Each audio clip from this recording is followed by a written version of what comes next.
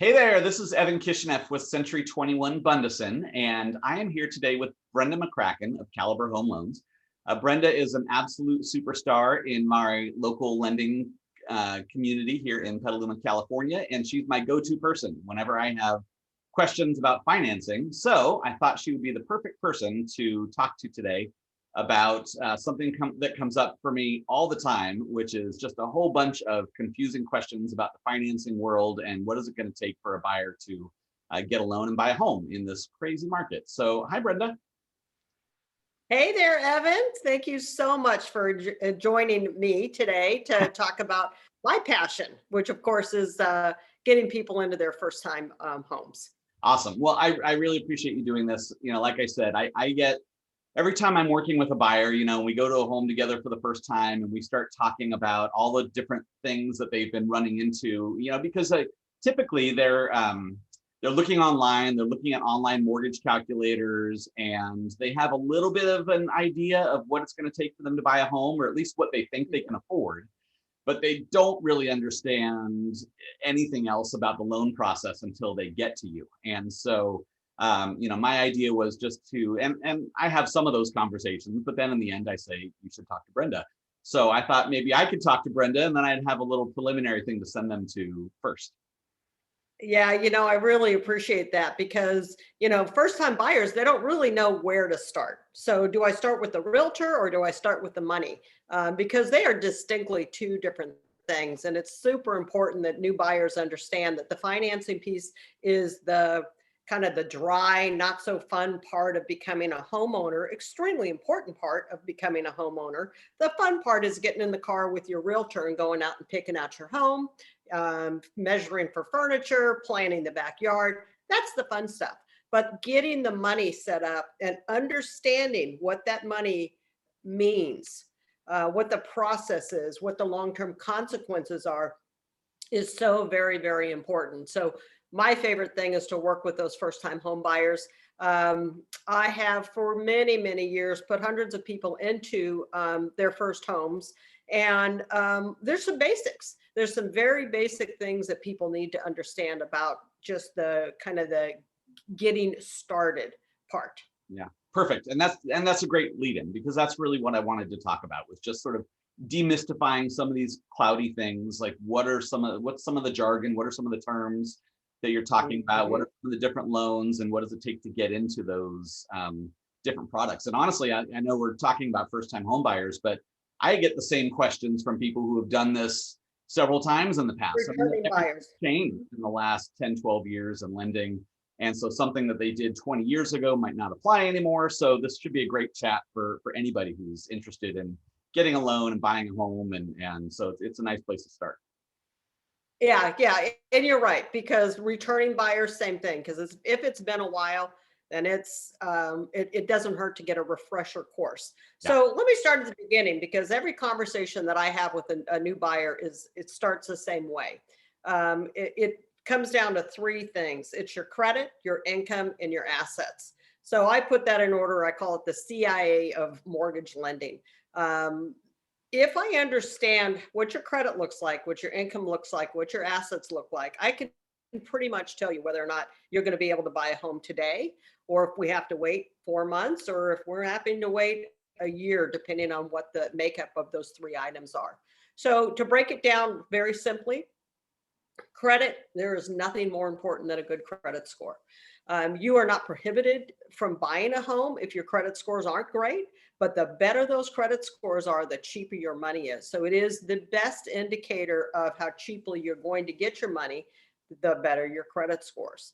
And what is a good credit score? So because like every time I log on to my banking app, it'll say like your credit score is, whatever the number is. And so what does that mean? So if my banking app says I have a 702 or a 685, what is that it means? What am I looking for? What's a better number? What are some different thresholds of credit scores that we should be trying to reach for? Absolutely a great word to use, and that's thresholds. So credit scores are tiered. And if your credit score is, say, below 660, you're going to have a very tough time buying a home. it's going to be an expensive process to buy a home. One of the things that we do at Caliber, and I don't know if every lender does this, but whoever you're talking to about buying a home, you want to ask them if they have the ability to rescore your credit history. So I want to touch on a couple of things. The first thing you said was you go to your banking app. Is that accurate? Sometimes it is accurate. So, but it is not going to be the full picture. And we're going to get the full picture. We're going to ask for all 3 credit bureaus to weigh in and tell us about your credit history, because the credit score that your bank is giving you is very likely one score. Mm-hmm. We're going to go to Credit Equifax. We're going to go to Experian, and we're going to go to TransUnion. We're going to take the middle score of those 3 scores, and that's going to tell us what kind of pricing that you get in our pricing model. It's not an average, it's the middle of the 3. That is exactly correct. It's the middle of the 3. And if you're buying with another person, it is the lowest middle of the 3 score of the 2 people. Oh, okay. Okay. So you have a husband and wife, mother and son, whoever the transaction borrowers are, it's the lowest middle score of the 2 people. Okay. And that's important to note for a couple of reasons that we'll talk about further into this conversation. So is your bank giving you the best information? They're giving you an indicator. When you have your lender pull your credit history, we're going to have the whole picture. Okay. So 660, okay, you can buy a home, but it's not going to be great pricing. If you go to 680, different tier, better pricing. You go to 700, better tier, better pricing. 720, okay, now we're talking decent pricing. You get over 740, now you're considered darn good pricing. And is that 740? Is that the top? Is that the top level, or are there tiers beyond that? No, there are. Well, I shouldn't say that. There aren't necessarily tiers beyond that, because there are. That you go 760, 780, 800. But are you going to get much better pricing because you go over that 740? Not really, but you might, depending on what our loan to value is. So I'm going to come back to that, because your loan to value is a very critical piece. Okay.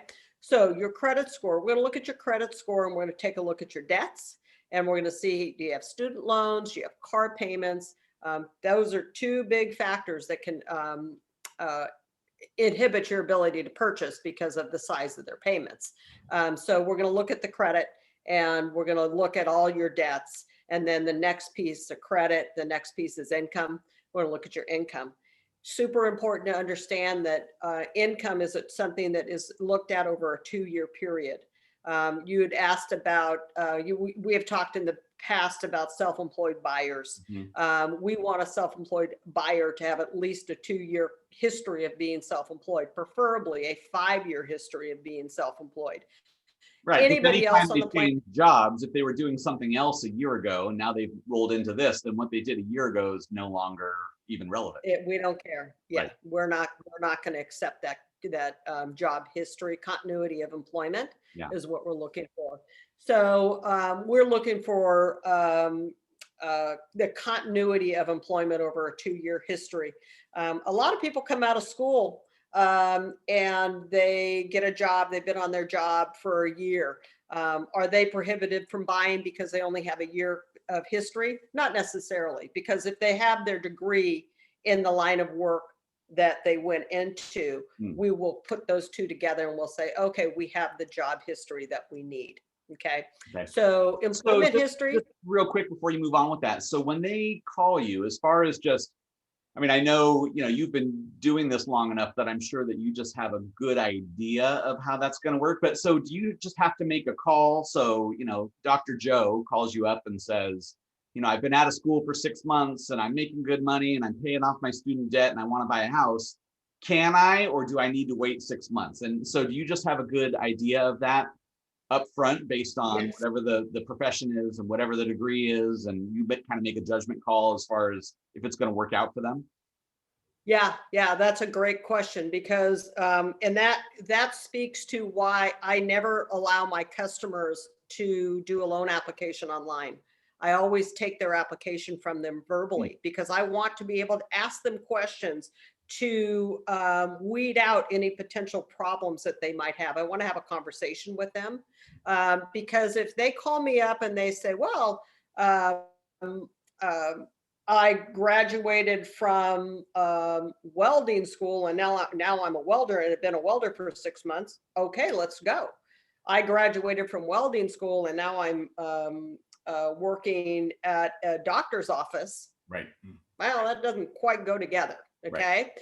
And I don't want somebody to spend time on a loan application online and get false information, because there's so much automation out there that automated information could come back and start you down a path and you'd be going, oh, I thought I was okay, and you're not okay. Or conversely, I didn't think I could do this. And that's more often the case, where people think, I had no idea I could buy a house. And after I've talked with them, I say, well, we'll do it this way and this way. And they're like, oh my God, I can buy a house? I say, yeah, you can buy a house. And I have that conversation with people more often than not.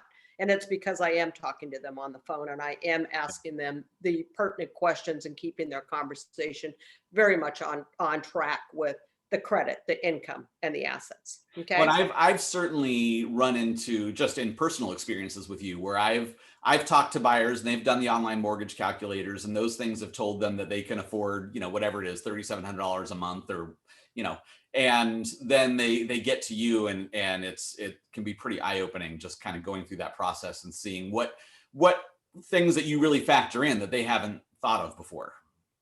And it's often they can buy more. Yeah. More often is the case, they can buy more. And there are things that they don't realize. Let's go back a second to the credit piece. The super important part about the credit piece is many first-time home buyers are,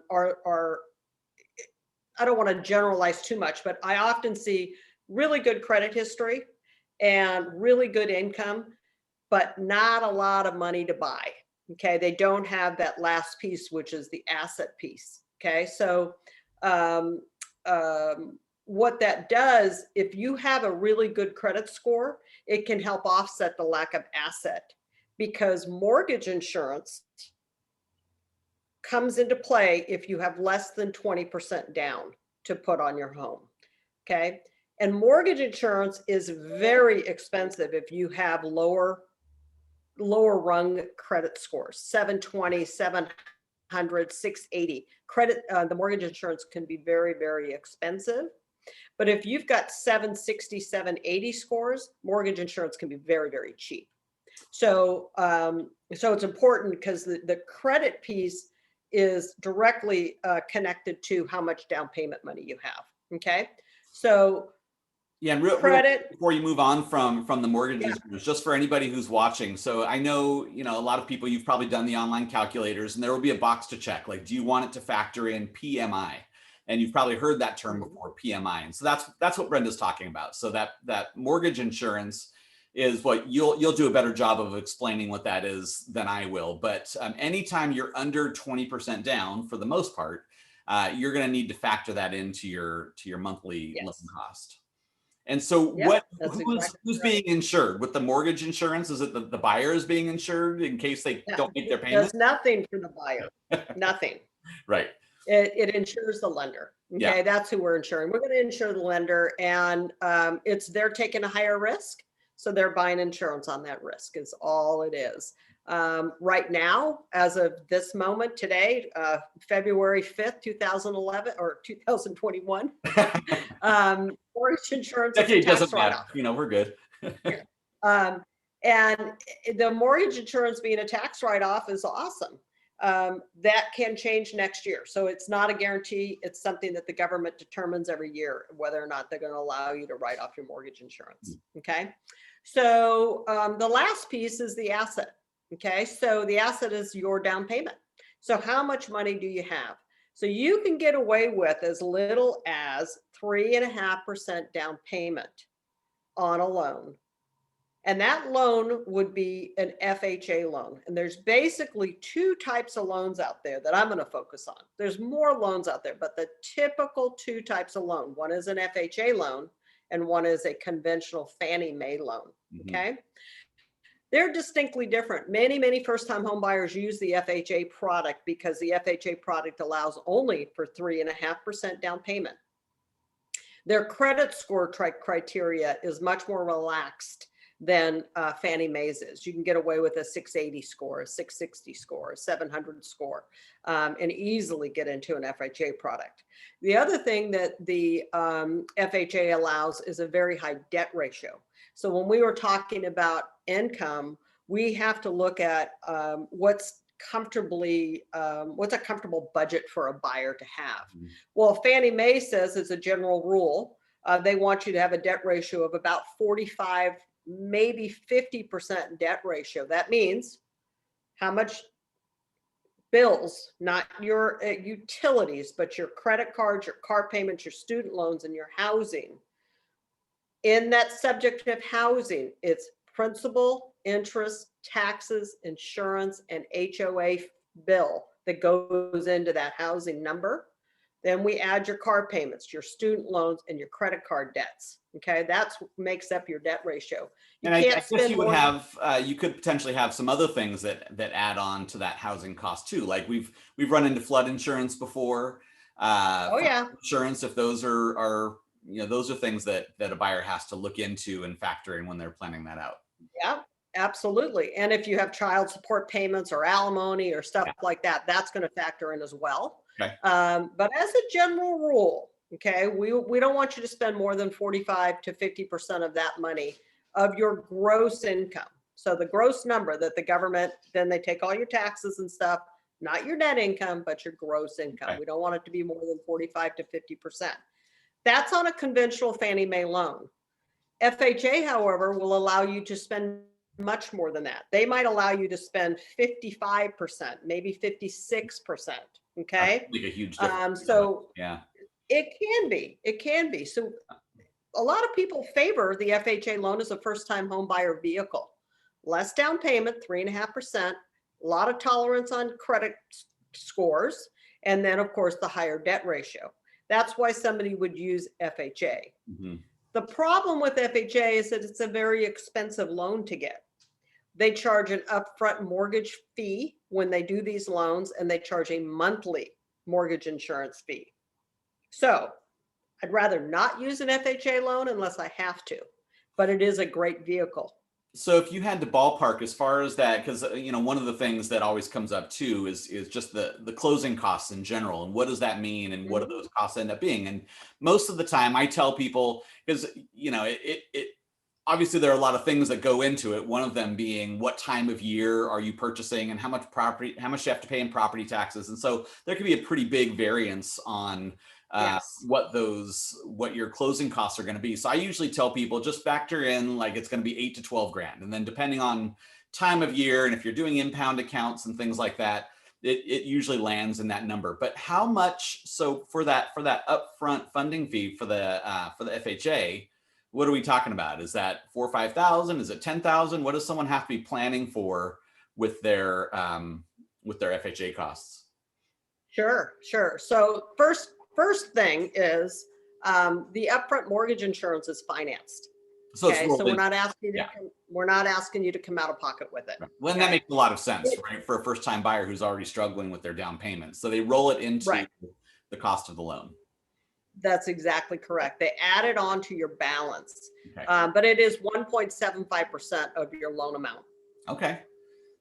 That's a lot of money. Yeah. That's a lot. That's a pretty good chunk of change. You borrowing $400,000. That's what, $7,000. Yeah. Okay. And it's money you will never see again. Okay. The other thing about the FHA loan is your mortgage insurance that you pay monthly is on your loan for life. So it's a factor. So FHA, great product, not for everybody, but it is an option. The Cadillac of loans is your standard Fannie Mae loan. Okay, so that's really the best product that is out there. That's where the cheapest money is, and the higher your credit, the conventional Fannie Mae loan. Yes, the higher your credit score, the less expensive any mortgage insurance would be, and the mortgage insurance can be refinanced off your loan, or there's ways to get it off of your loan down the road, so you're not stuck on it the rest of your life. You don't have to have mortgage insurance if you put 20% down. So often, very often, you will see people come in with as little as 5% down on a conventional loan. You can actually, there's different nuances, but if they're buying a home that's, say less than 540, you could actually get away with 3% down on a conventional purchase. Very hard to do in Sonoma County, so I don't see that often happening. Yeah. So more than likely it's a 5% down with a conventional loan. And but if you get lucky and you have perhaps a relative or somebody that wants to help you with a gift, and you can bring to the table 20% down, then you have no mortgage insurance and you're getting the best product on the market. So back to the credit score again, because this is very important.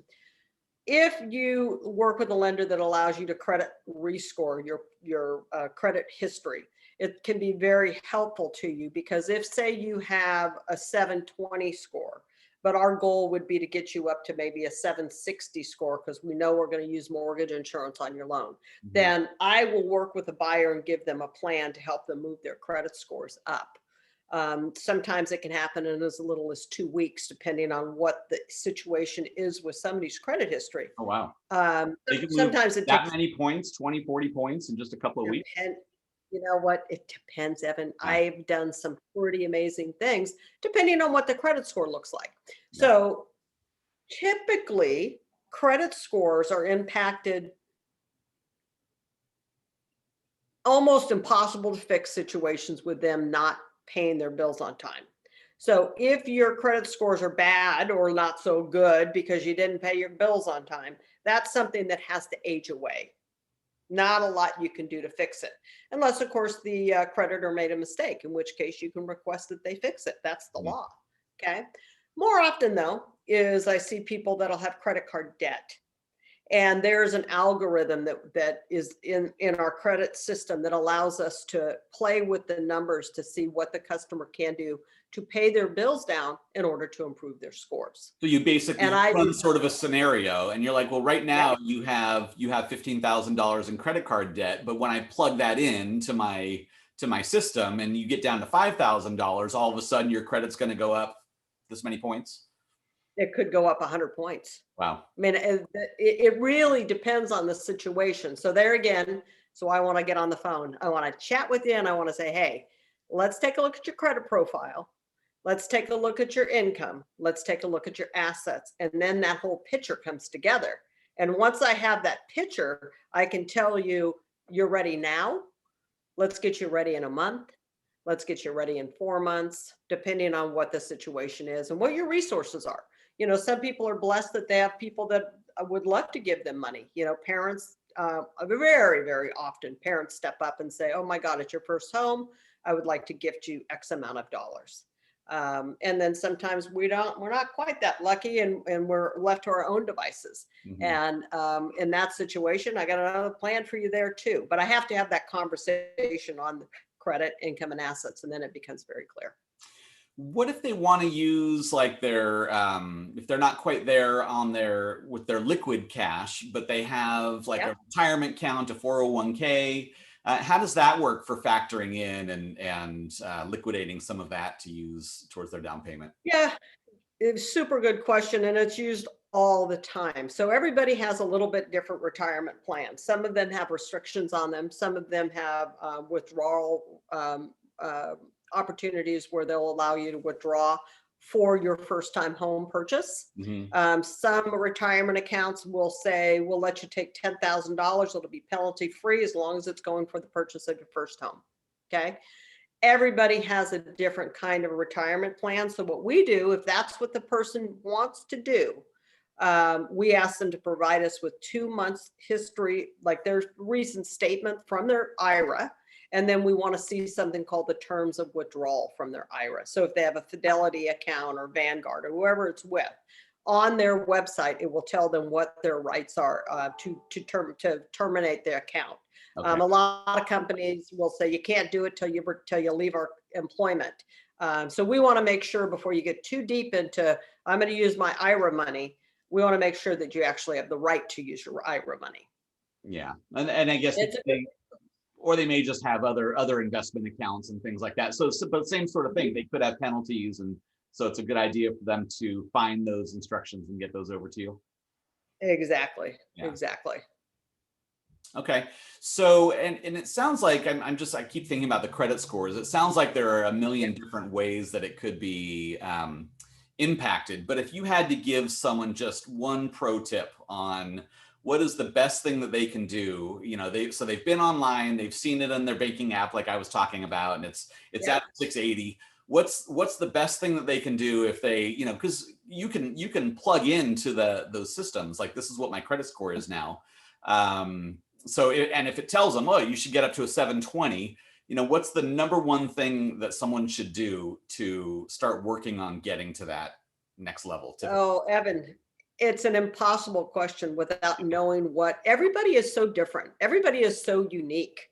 So back to, if it's poor credit, they didn't pay their bills on time. They got into trouble because COVID, right? And I'm sure there's many people that stumbled during COVID, right? As everybody was like, the world is completely changed now. And, I missed this bill or something like that. You can't do anything about it. It just has to age away.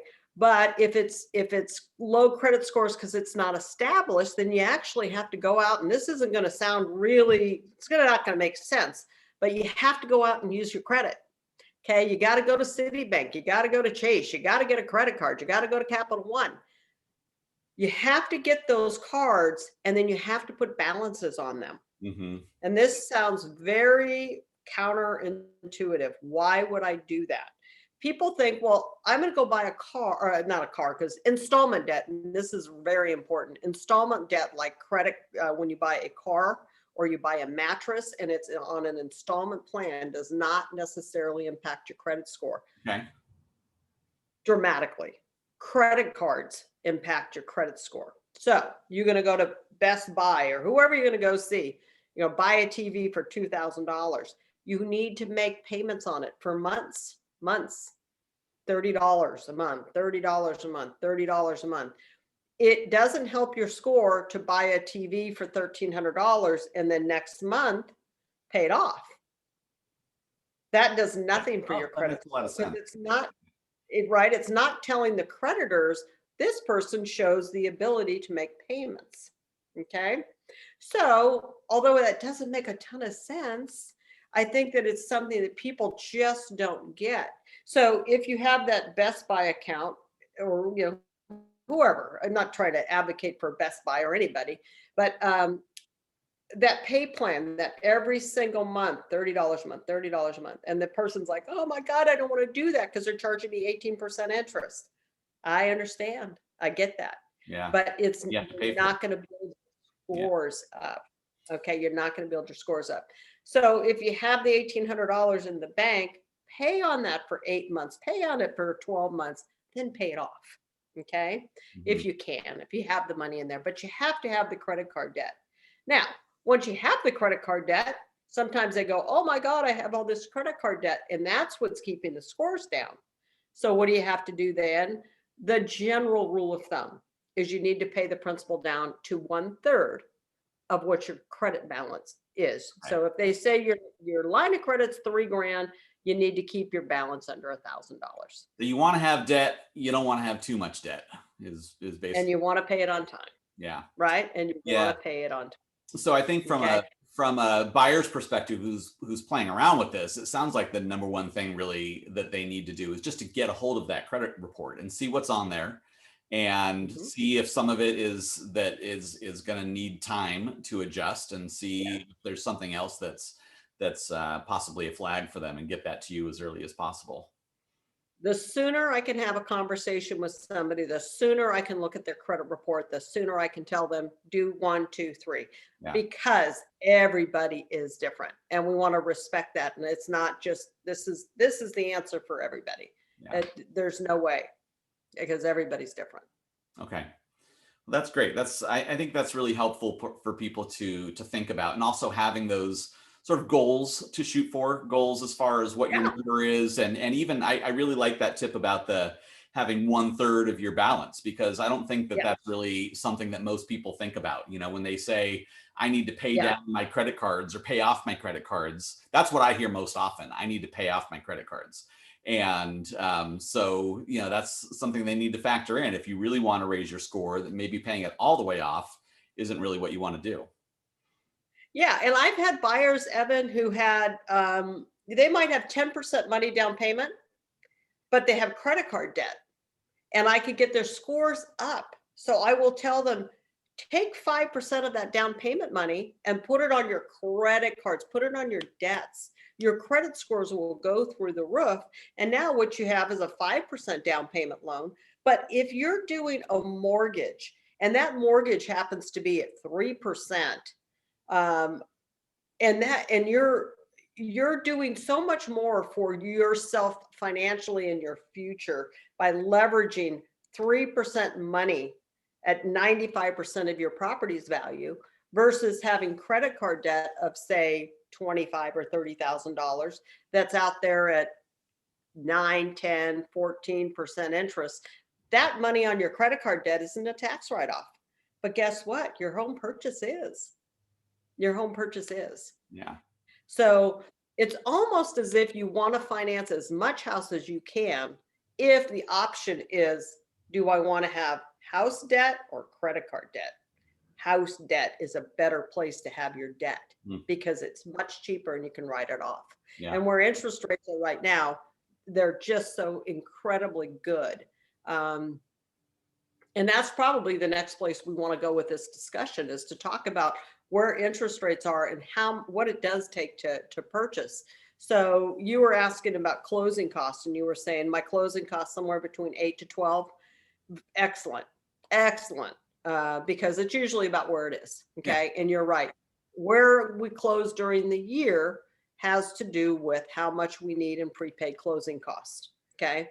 So, I don't know if we want to save that kind of discussion for another video, because we could talk for a long time. Yeah, no, I was thinking the same thing, that, you know, we've right? probably hit sort of the basics for the most part of what people need to be planning for. Yeah. And that was, I think, a good talk. Yeah.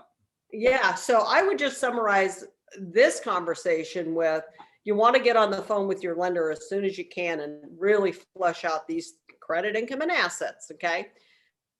Closing costs are a very, very big factor, because if you're putting 3% down, 5% down, 20% down, you also have to factor in that extra closing cost. Or we can figure out another way to handle those, because there might be a way for the seller to pay them or us to pay them. There's other options out there. But it is and something then to plan for and save for, is that you need to have, absolutely, you know, that extra, just plan on 10 grand, you know, but beyond what your down payment is, have that little bit of something extra.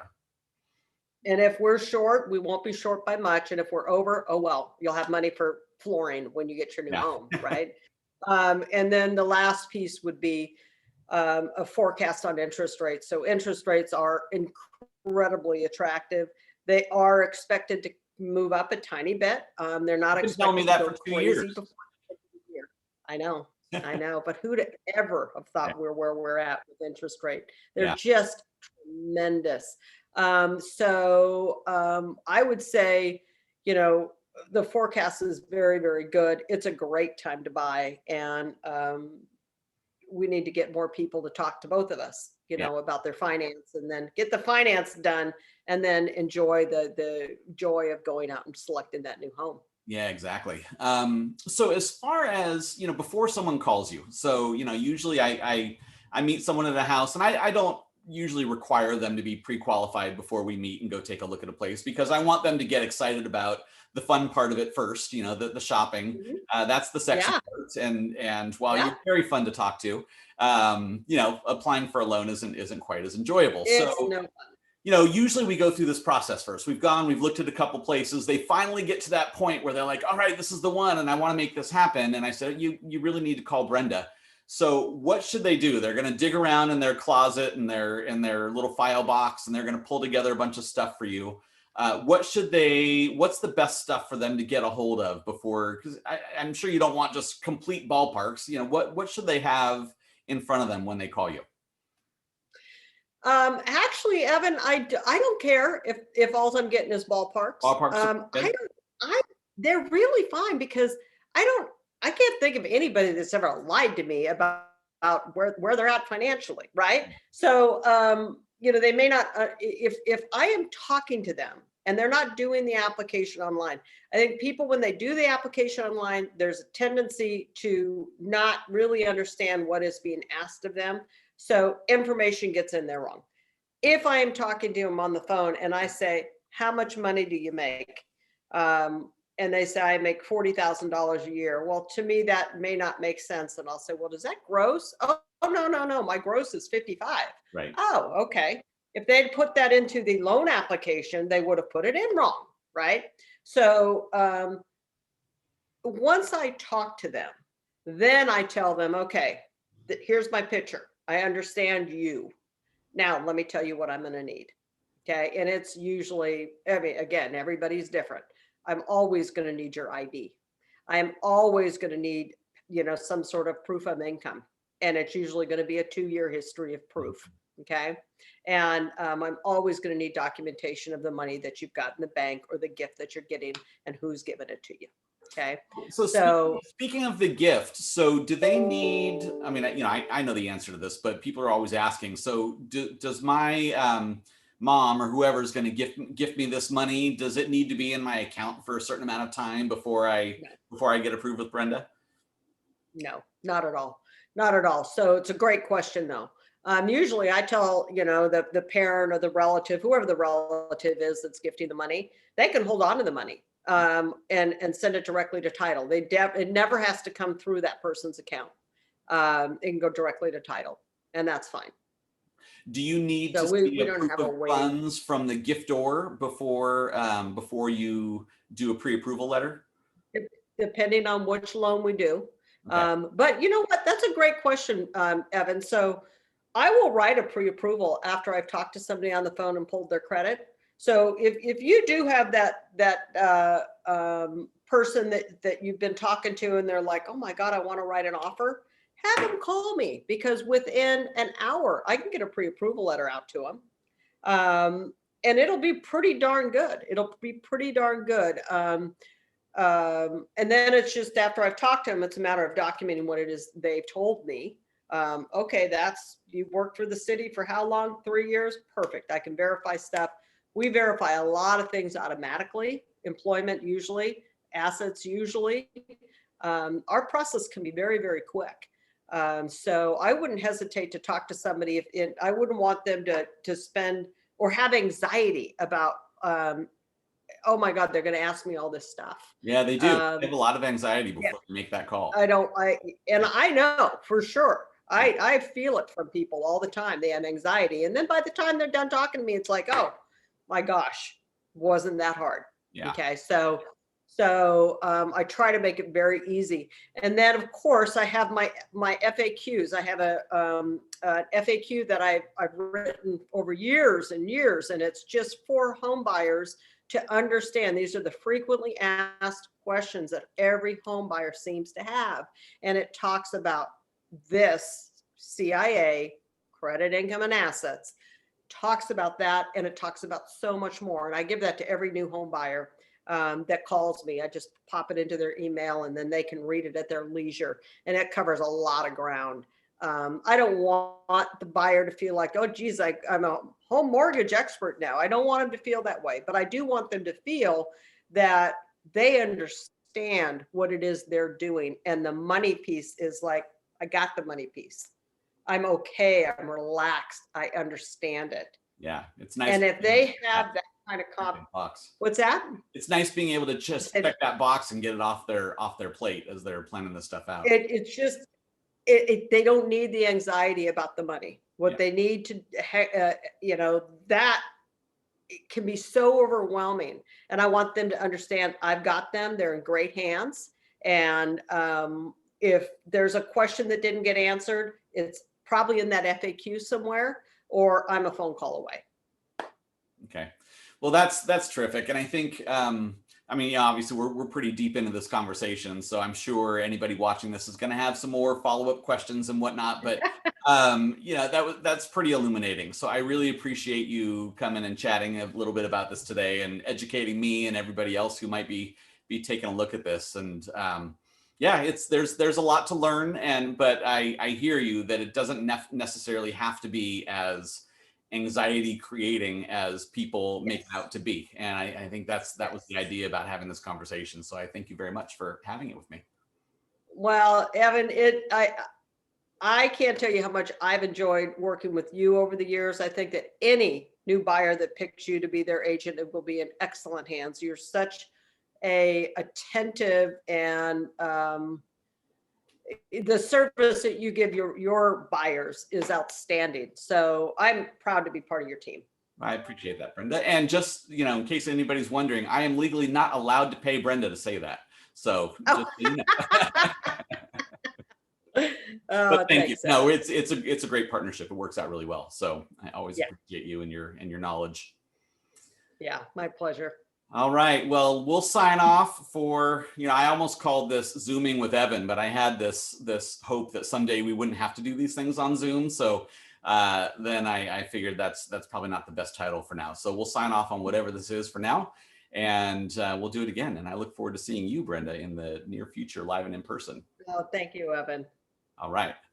Thank you. And hang on, Brenda. We'll chat a little bit more and just want to end. There we go.